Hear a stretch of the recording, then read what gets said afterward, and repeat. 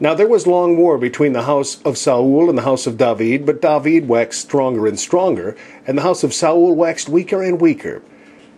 And unto David were sons born in Hebron, and his firstborn was Amnon of Ahinoam the Jezreelitess, and the second Chileab of Abigail, the wife of Nabal the Carmelite, and the third Absalom, the son of Maacah, the daughter of Talmai, king of Geshur, and the fourth Adonijah, the son of Haggith, and the fifth Shephatiah, the son of Abital, and the sixth Ithream, by Eglah, David's wife.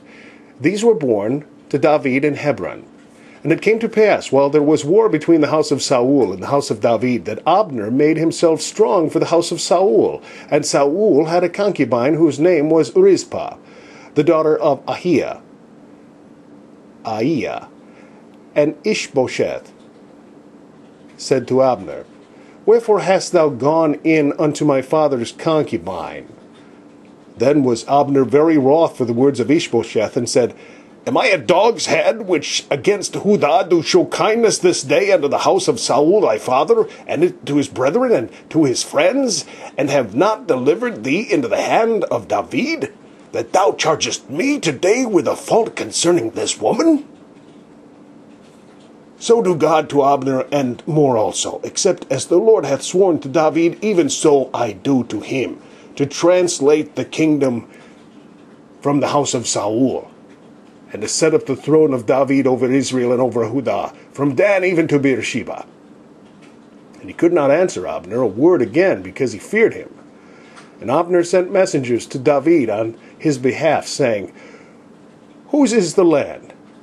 Saying also, Make thy league with me, and behold, my hand shall be with thee to bring about all Israel unto thee. And he said, Well, I will make a league with thee, but one thing I require of thee, that is, thou shalt not see my face, except thou first bring Michal, Saul's daughter, when thou comest to see my face.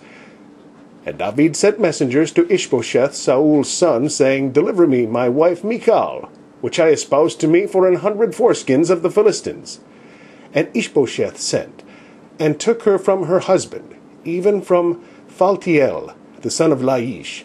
And her husband went with her along, weeping behind her, to Bahurim. Then said Abner unto him, Go, return. And he returned. And Abner had communication with the elders of Israel, saying, Ye sought for David in time past to be king over you. Ye sought for David in times past to be king over you.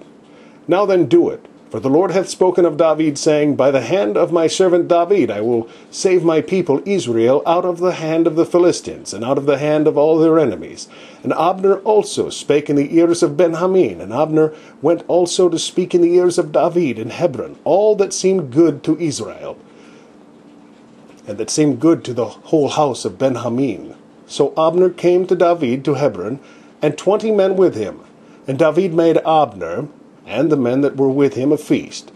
And Abner said unto David, I will arise and go, and will gather all Israel unto my lord the king, that they may make a league with thee, and that thou mayest reign over all that thine heart desireth. And David sent Abner away, and he went in peace. And behold, the servants of David and Joab came from pursuing a troop, and brought in a great spoil with them. But Abner was not with David in Hebron, for he had sent him away, and he was gone in peace. When Joab and all the host that was with him were come, they told Joab, saying, Abner the son of Ner came to the king, and he hath sent him away, and he is gone in peace. Then Joab came to the king, and said, What hast thou done? Behold, Abner came unto thee. Why is it that thou hast sent him away? And he is quite gone. Thou knowest Abner the son of Ner, that he came to deceive thee, and to know thy going out and thy coming in, and to know all that thou doest. And when Joab was come out from David, he sent messengers after Abner, which brought him again from the well of Sirah. But David knew it not. And when Abner was returned to Hebron, Joab took him aside in the gate to speak with him quietly, and smote him there under the 5th rib, that he died. for the blood of Asahel his brother. And afterward, when David heard it, he said, I and my kingdom are guiltless before the Lord forever for the blood of Abner the son of Ner.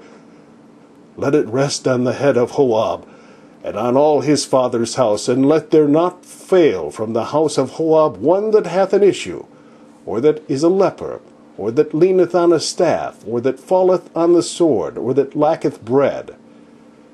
So Joab and Abishai his brother slew Abner, because he had slain their brother Asahel at Gibeon in the battle.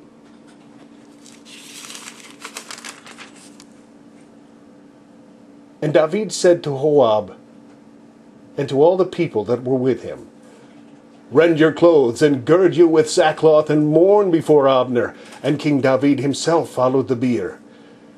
And they buried Abner in Hebron. And the king lifted up his voice and wept at the grave of Abner, and all the people wept. And the king lamented over Abner, and said, Died Abner as a fool dieth? Thy hands were not bound, nor thy feet put into fetters. As a man falleth before wicked men, so fellest thou. And all the people wept again over him.